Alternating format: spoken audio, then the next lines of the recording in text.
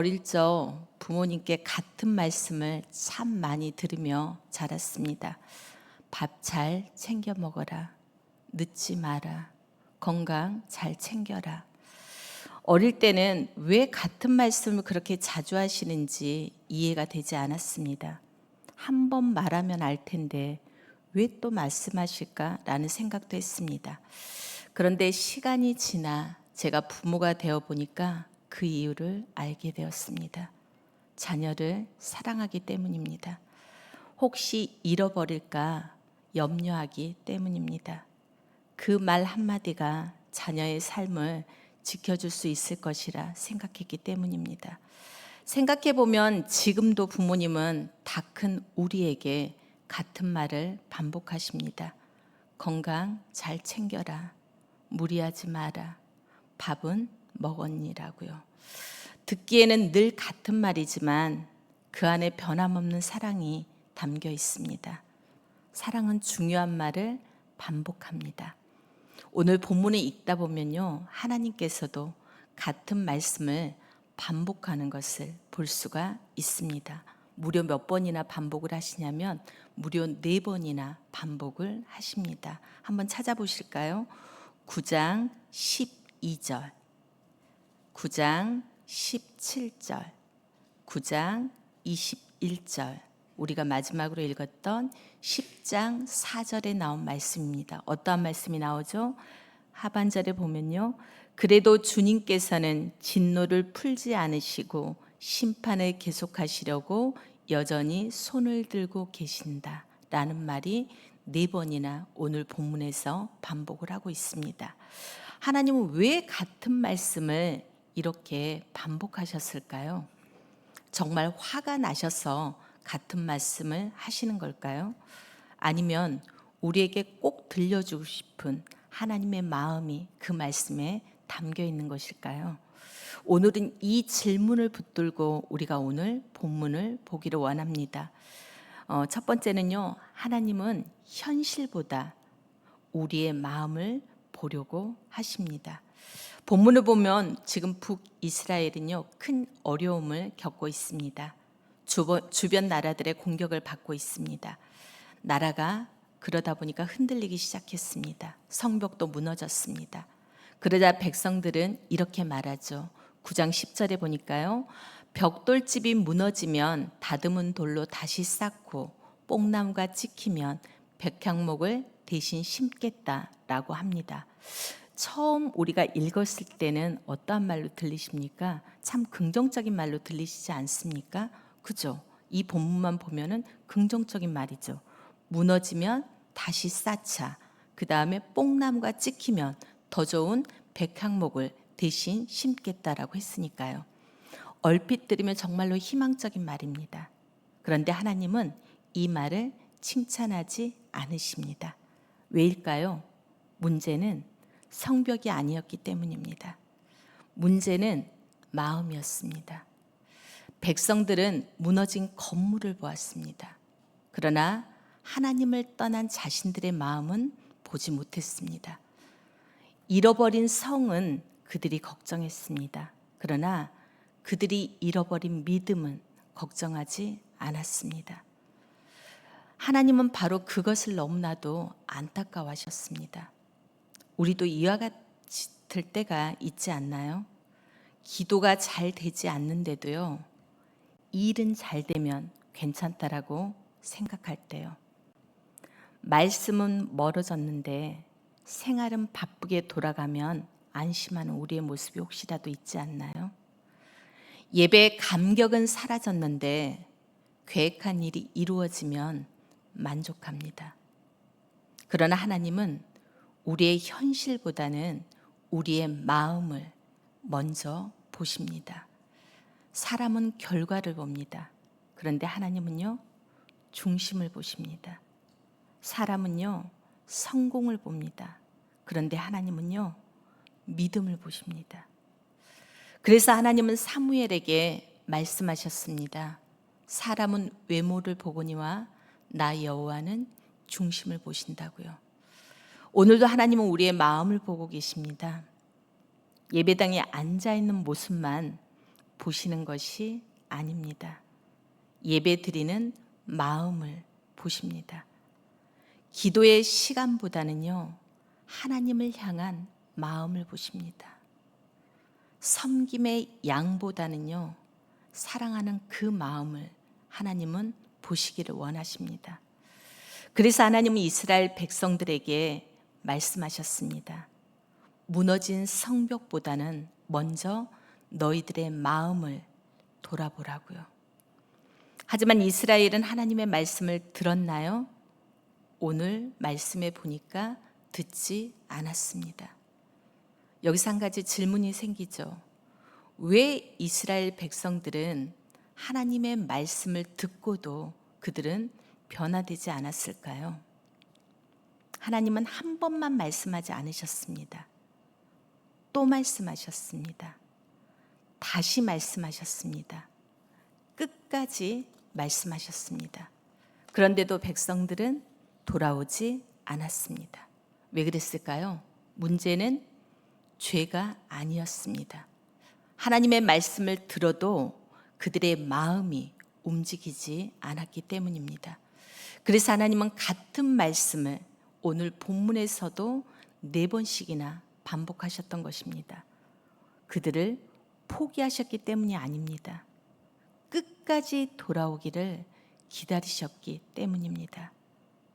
두 번째로요, 하나님은 왜 같은 말씀을 반복하셨는지 또 오늘 말씀을 통해서 보기를 원합니다. 하나님은 죄보다 하나님의 말씀에 무뎌진 마음을 하나님은 안타까워하십니다. 오늘 본문에는 같은 말씀이 4번 반복됐잖아요. 그 말씀은 바로 다시 한번 읽어드리면요. 그래도 주님께서는 진노를 풀지 않으시고 심판을 계속하시려고 여전히 손을 들고 계신다라는 이 말씀이었습니다. 처음 이 말씀을 읽으면 하나님께서 계속해서 화를 내시는 것처럼 느껴질 수가 있습니다. 하지만 본문의 흐름을 자세히 살펴보면요, 조금 다르죠. 하나님께서는 한 번 심판하시고 끝내신 것이 아닙니다. 한 번 말씀하시고 포기하신 것도 아니십니다. 백성이 돌이키기를 바라시며 계속해서 말씀하시는 것입니다. 그런데도 백성들은 듣지 않았습니다. 그래서 또 말씀하셨습니다. 또 듣지 않았습니다. 그래서 다시 말씀하셨습니다. 본문에 반복되는 그래도 라는 이 표현은 하나님의 안타까운 마음을 잘 표현하는 그런 말씀입니다. 이스라엘은 하나님의 말씀을 여러 번 들었습니다. 하지만 들은 말씀으로 그들의 삶이 이어지지는 않았습니다. 귀로는 들었지만 그들은 마음으로는 듣지 않았습니다. 여기에서 우리는 중요한 사실을 발견할 수가 있는데요. 하나님께서 가장 안타까우시는 것은 백성들의 실패가 아니었습니다. 백성들의 무뎌져 있는 그들의 마음이었습니다. 말씀이 들리지 않는 그들의 마음, 죄를 죄로 깨닫지 못하는 그런 마음, 하나님의 경고에도 아무런 반응이 없는 그들의 마음, 그것이 바로 큰 문제였던 것입니다. 오늘 우리는 그럼 어떤가요? 그들과 비교해서요. 우리는 거의 매일 예배를 드립니다. 말씀도 듣습니다. 성경도 읽습니다. 그러나 중요한 것은 얼마나 많이 읽었느냐가, 얼마나 많이 들었느냐가 문제가 되지 않습니다. 말씀이 내 마음을 움직이고 있는가가 중요합니다. 처음 우리가 예수님을 믿었을 때를 한번 생각해 보시길 바랍니다. 혹시 기억나시나요? 찬양만 들어도 눈물이 났던 그 시절이 있었습니다. 말씀 한 구절에도 우리의 마음이 뜨거워지는 그 시간이 있었습니다. 기도하면서 하나님의 은혜를 사모하며 갈망했던 그런 시간이 있었습니다. 그런데 시간이 지나면서 우리의 신앙은 조금씩 익숙해져 버리는 우리의 모습이 있습니다. 예배는 드리지만 감격은 사라진 것입니다. 말씀은 듣지만 우리의 삶은 더 이상 변화되지 않는 것입니다. 죄를 지어도 우리의 마음은 무뎌집니다. 이것이 가장 위험한 상태입니다. 히브리서 기자는 우리에게 이렇게 권면합니다. 히브리서 3장 15절에요.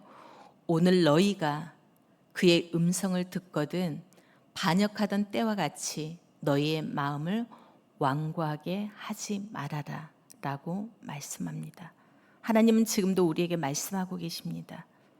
말씀을 통해서 말씀하십니다. 기도를 통해서 말씀하십니다. 환경을 통해서 말씀하십니다. 때로는 사람을 통해서도 우리에게 말씀하십니다. 중요한 것은 하나님께서 말씀하지 않으시는 것이 아닙니다. 우리가 그 말씀을 듣고 있냐는 것입니다. 예수님께서도 공생애 동안 같은 말씀을 자주 하셨습니다. 뭐라고 하셨냐면 들을 귀 있는 자는 들을지어다라고요. 예수님은 사람들의 귀가 없어서 그런 말씀을 하신 것이 아니라는 것을 우리는 너무나도 잘 알고 있습니다.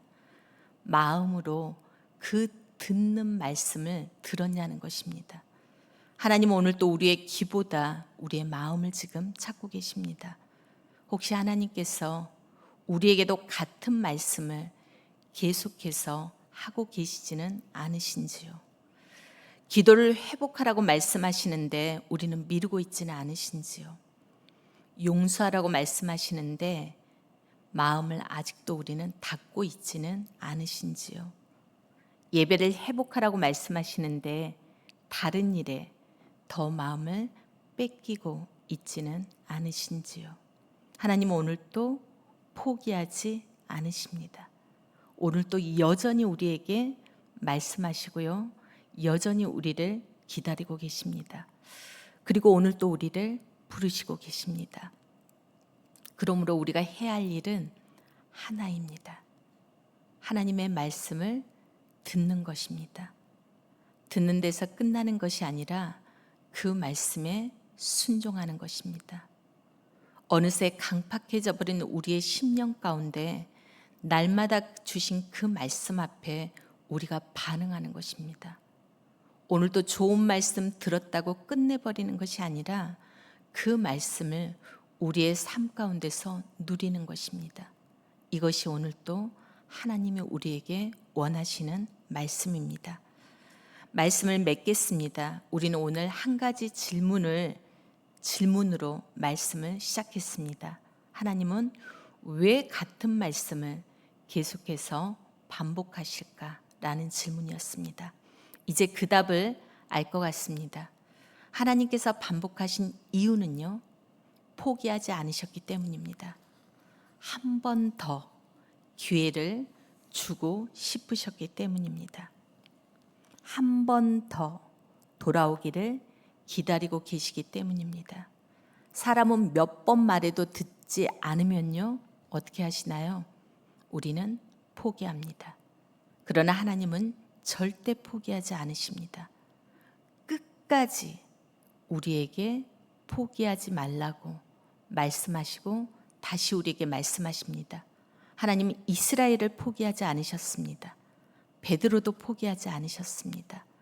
도망친 요나도 포기하지 않으셨습니다. 십자가 앞에서 예수님을 부인했던 그 제자들도 포기하지 않으셨습니다.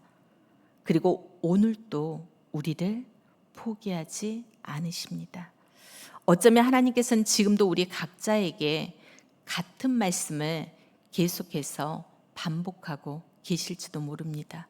어떤 분에게는요, 기도하라고, 또 어떤 분에게는요, 용서하라고, 어떤 분에게는 회복하라고, 어떤 분에게는 두려워하지 말라라고. 하나님이 이미 여러 번 말씀하셨을 수도 있습니다.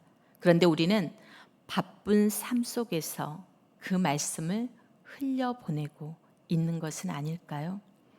오늘 하나님께서 우리에게 원하시는 것은 특별한 일이 아닙니다. 다시 하나님의 말씀에 귀를 기울이는 것입니다. 말씀을 들을 때 우리가 주님 말씀하여 주십시오. 주의 종이 듣겠나이다 라는 고백이 우리의 고백이 되기를 원합니다. 그럴 때 하나님께서는 굳어진 우리의 마음을 부드럽게 해주시고요. 우리의 메마른 영혼들을 다시 한번 살려주시고 우리의 삶을 하나님의 뜻 가운데로 인도하여 주실 줄 믿습니다. 오늘 또 말씀 앞에 하나님의 음성 앞에 이 음성을 듣고 순종하는 저와 우리 성도님들이 되시기를 주님의 이름으로 축복합니다. 오늘은 이렇게 기도했으면 좋겠습니다. 세 가지를 기도할 건데요. 첫 번째는 하나님의 말씀에 무뎌진 마음이 아니라 말씀을 들을 때마다 깨닫고 순종하는 부드러운 마음을 우리들에게 허락해 주시도록 기도했으면 좋겠고요. 두 번째는 반복하여 말씀하시는 그 주님의 사랑을 깊이 깨달아서 우리가 기도와 예배를 회복하고 날마다 주님의 뜻을 따라 살아가는 우리의 삶이 되도록 기도했으면 좋겠습니다. 그리고 마지막으로는요, 몽골 선교를 위해서 기도하기를 원하는데요. 하나님 그 몽골 땅에 하나님의 말씀이 더욱 힘있게 전해지게 하시고 선교사님들에게 성령의 능력과 강건함을 더하셔서 복음의 열매가 그 몽골 땅에 풍성히 맺혀지도록 함께 우리가 기도하기를 원합니다. 기도하시겠습니다.